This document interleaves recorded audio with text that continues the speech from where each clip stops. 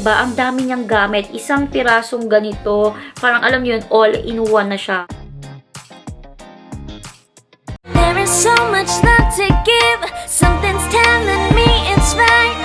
When you came to me, oh, I knew it's you, yeah, boy. The one who showed me now and forever. No, you're not. Hello everyone! Welcome to my YouTube channel. My name is Maymay. So, kamusta na kayo guys? I hope you are all doing fine mga beshies. At ngayon ay kasama ko actually ang aking isa pang baby. Sino nga ba? Ito. Ayan siya. Hello! Say hello! Hello!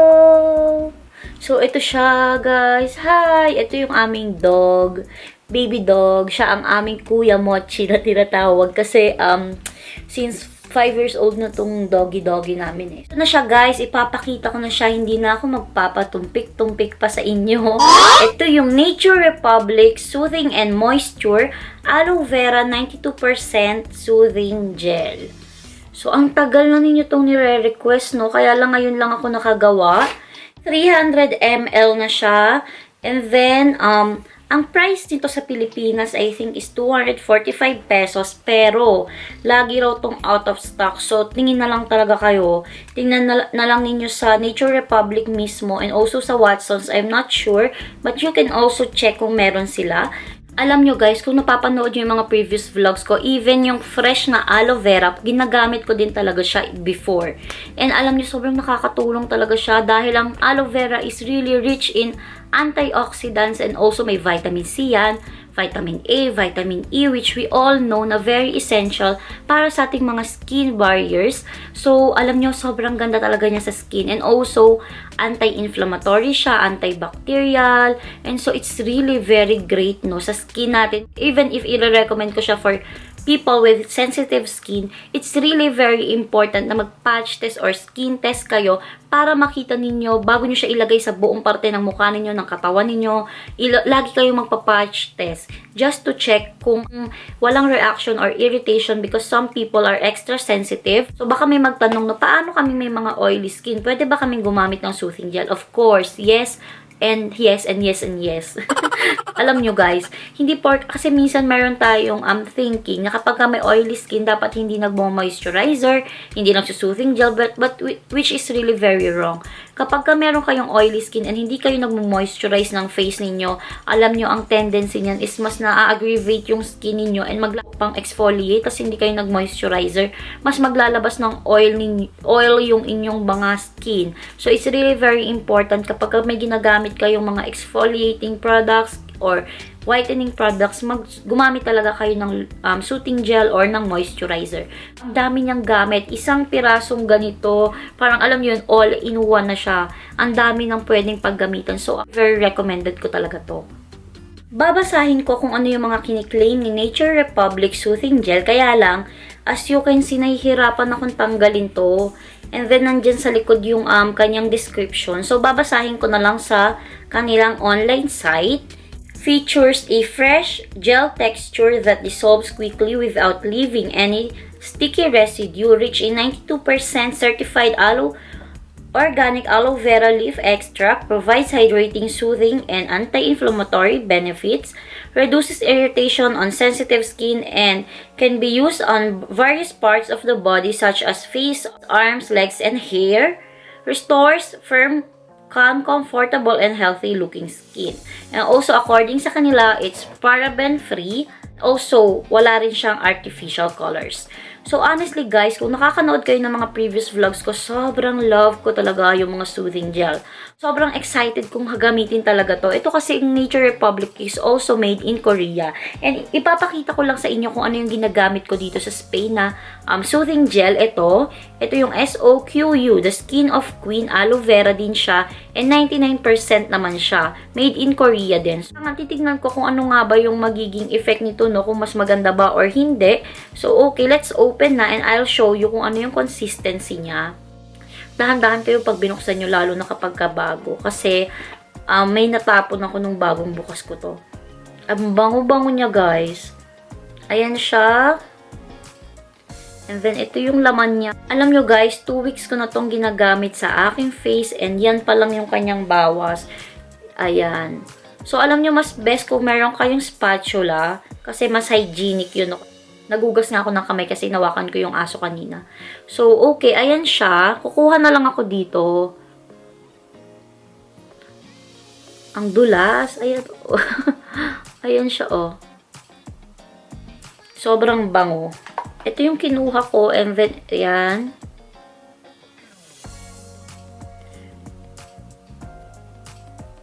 Ayan siya, guys. Ilalagay ko na sa aking buong kamay kasi ang dami kong nakuha. Very, very watery siya. Yung feeling ng skin mo is parang pagkaunang nilagay mo siya, malamig sa pakiramdam. Pero alam nyo guys, wala siyang lagkit feeling. Ayan, ang sarap kasi parang ang lambot agad. Hindi mo mafe-feel na parang alam nyo merong mga soothing gel na kapag ka nilagay nyo is parang medyo malagkit yung pakiramdam. Ayan siya. Na-absorb siya ng skin ko. Medyo basa pa nga dahil nga marami ako nailagay. Pero mabilis talaga siyang ma-absorb. Pero may something dito kay Nature Republic na kakaiba. I don't know, no? Ito yung ginagamit ko na isa, na soothing gel. Sige, maglalagay ako. Pero ito kasi, pagka nilagay ko siya, medyo light din naman yung pakiramdam sa kanya, no? Pero medyo may konting-konti lang naman, na parang may konting lagkit na konti na nawawala rin naman. Hindi katulad nito ni Nature Republic na pagkalagay mo pa lang, wala ka na talagang actually na mafe-feel na lagkit eh. Para ka lang talagang naglagay ng tubig na medyo mas mabigat naman, no? Ang masasabi ko dito, sobrang moisturizing niya. Ginagamit ko to as sleeping mask. Ito yung number 1 na ginagamit ko talaga. Itong si Nature Republic na itry ko na siya for my face as sleeping mask nga. Yun ang pinaka-favorite ko. Kukuha lang kayo ng enough amount. Pero ako medyo kinakapalan ko. Tapos yun yung nilalagay ko sa face ko. And then alam nyo pagkagising ko, nakaka-blooming talaga siya. As in, promise yan. I-try ninyo na ilagay sa face ninyo. I have sensitive skin and also dry skin. Pero kasi meron din akong oily part ng aking skin. Most is T-zone area. It's really, really very oily. Ang ganda niya sa skin. Nakaka-radiant and nakaka-glow ng skin.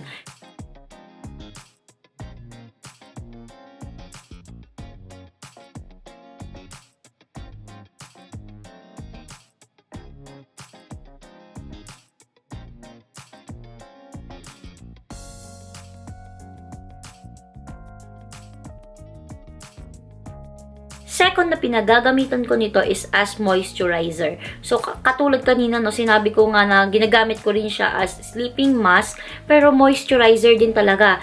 Kapag sa umaga after ko maghilamos, ganyan, maglagay ng aking mga anik-anik sa face, naglalagay talaga ako ng soothing gel. Lalo na kapag may dry area ko or may patches ka, ganon, or may ginagamit kayo, most especially kung may mga skin whitening kayo na products na ginagamit, it's really very important na gagamit kayo ng moisturizer or sa case ko yung soothing gel. Alam nyo, best ang soothing gel, lalo na kung meron kayong oily skin.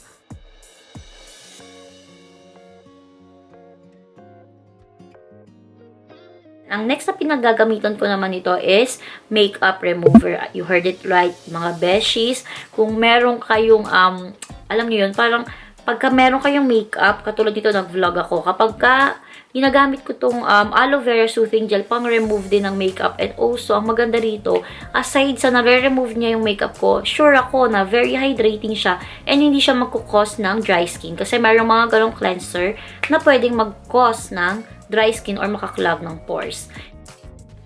So, ayan guys, as you can see, may makeup pa ako fresh after the vlog. Ayan. Ito yung cotton pad and then lalagyan nyo lang siya ng soothing gel.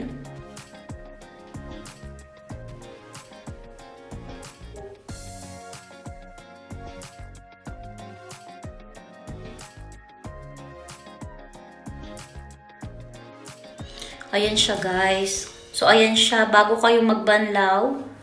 And also, eyeliner. Nakukuha din niya.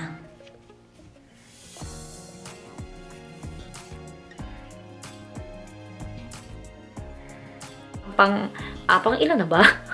Pang-apat na, no? Ang pang-apat na pinagagamitan ko nitong aloe vera is for my hair. Sobrang dry ng hair ko, ginagamit ko siya. Meron akong isang vlog na ginamit ko to for my hair and makikita nyo yung effect. Ilalagay ko sa description box yung link para mapanood nyo yung full vlog kung paano ko siya ginamit.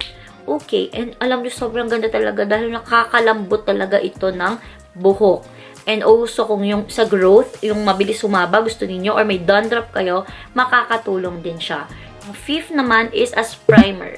Kung gusto niyo ng, alam niyo yon yung face ninyo bago kayo mag-makeup, aside sa nagiging moisturizer siya, nagsiserve din siya as primer.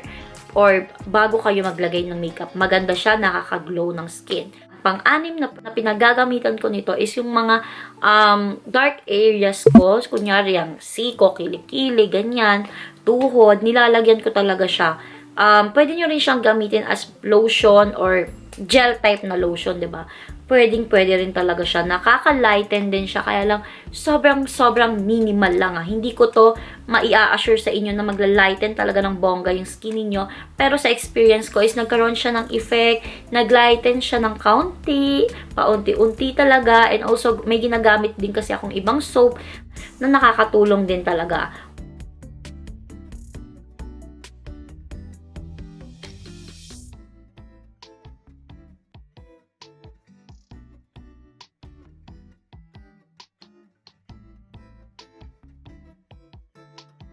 Ang pang-pito na pinagagamitan ko naman ito is kapag ka meron kayong ang crack foot, or crack feet, anong tawag doon? Yung parang mga kalyo, maganda rin siya. Ilagay nyo lang siya doon sa part kung saan meron kayong kalyo or even sa paa, lagyan nyo lang bago kayo matulog and tingnan ninyo pagka kinabukasan ang lambot. So, every night, ganun yung gawin ninyo para maging soft yung inyong mga paa or kung saan kayo may kalyo, makakatulong talaga siya.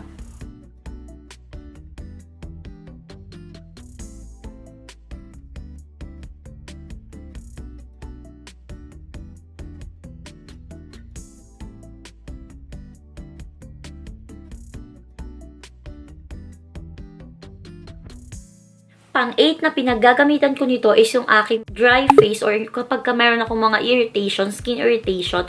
Disclaimer ha, hindi ko pwedeng sabihin na naging effective siya sa akin, effective siya sa inyo. Pero ginagawa ko tong vlog na to to give you some idea. Always do patch test pa rin para lang makita ninyo kung mahihiyang kayo or hindi. So, yung part na lagi ako nagkakaroon ng dry skin, doon ako maglalagay talaga. Doon ako nagpo-focus na lagyan siya ng marami kasi nakaka-heal talaga siya ng mga kati-kati. Alam niyo yung mga kung meron kayong butlig-butlig, kati-kati, or dry skin, maganda talaga siya. Ang ninth na pinagagamitan ko ng soothing gel is kung meron kayong sunburn. Dahil nga itong si aloe vera ay meron siyang soothing effect. So, kapag ka, diba, yung mga na sunburn, lagyan nyo lang siya. Kunyari, nag-swimming kayo, ganyan, lagyan nyo kaagad para mas mabilis yung pag-heal, hindi siya mag-sunburn ng bonggang-bongga. So, nakakatulong talaga siya. Ang pang-10 or pang-10 na pinagagamitan ko ng soothing gel, this is really very important sa akin dahil madalas puyat ako. Pwede mo siyang ilagay sa iyong eye bags or nakakatulong siya kasi nakaka-prevent nga ng wrinkles din itong si aloe vera. So, kukuha lang kayo ng cotton pad and then yun yung lalagyan nyo siya ng aloe vera soothing gel and yun, ilagay nyo lang siya dito and alam nyo, sobrang ganda niya sa inyong eye bags. Nakakatulong siya para mag-lighten and also ma-prevent yung wrinkles or fine lines.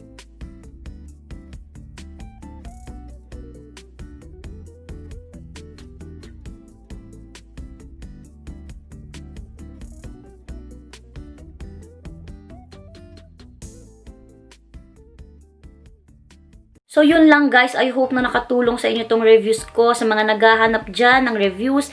And kung na-try nyo na ito, please comment down below. And kung meron pa kayong ibang suggestions, kung paano nyo siya ginagamit, ilagay nyo lang sa comment para mabasa ng mga viewers na naghahanap ng review nito. If you have any questions, comments, or anything na gusto ninyong itanong sa akin, i-request, please don't hesitate to comment down below. Again guys, thank you so much for watching my vlog and please stay safe and healthy everyone. Bye! Please don't forget to subscribe to my channel.